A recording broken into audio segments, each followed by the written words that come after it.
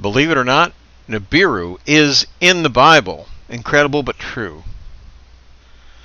4 times larger than Jupiter, it dwarfs Jupiter and the Earth, as you see in this illustration.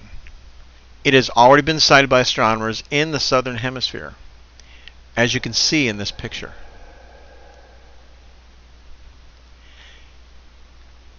Citing deviations in the movement of Pluto, NASA has been tracking it for over 50 years.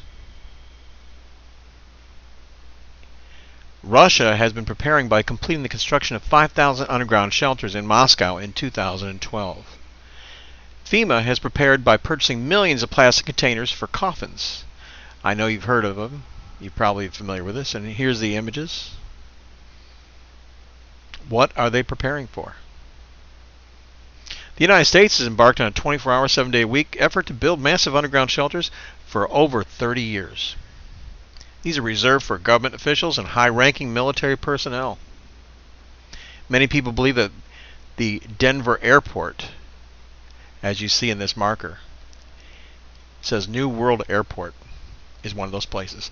Deviations of the movement of the sun proves the existence of an object of significant gravitational pull coming into our solar system. Here is the orbit. It will enter into our solar system and pass between the Earth and the sun, blocking out the light of the sun for about 3 days. And the Bible says, "And I beheld when he opened the 6th seal, and lo, there was a great earthquake, and the sun became black as sackcloth as hair, and the moon became as blood." The earthquake will be caused by the increased gravitational forces caused by the alignment of the sun, Nibiru, and the Earth. The darkness caused by Nibiru's extreme size and moon appearing red is caused by a partial blockage of light typically seen in lunar eclipses, as you see in this illustration with the Earth blocking out the light to the moon.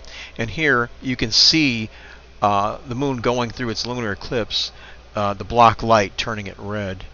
What's going to happen is the Earth is going to tilt on its axis very quickly, causing tremendous stress on the Earth's crust. This will cause a sudden movement in the Earth's axis, resulting in dramatic changes in the wind patterns, tremendous earthquakes, movements in the Earth's crust, and tsunamis on every coast. Millions, possibly billions, will die. And the heavens depart as a scroll when it was rolled together, and every mountain and isle is moved out of their places. Can you imagine it? And the kings of the earth, and the great men and rich men, and the chief captains and mighty men, and every bondman and every free man, hid themselves in the dens in the rocks of the mountains. The dens in the rocks of the mountains sounds like shelters to me. And the kings of the earth, and the great men, the rich men, the chief captains, and the mighty men, who are these people? Well, they're government officials and high-ranking military personnel. Hid themselves in the dens and in the rocks of the mountains? Sounds like shelters. And here you have it. Reserved for government officials and high-ranking military personnel. You may ask yourself, what can I do? How can I protect myself? Well, you have to call out to the one that's in control of all of this. The only one that can protect you during the troubled times ahead.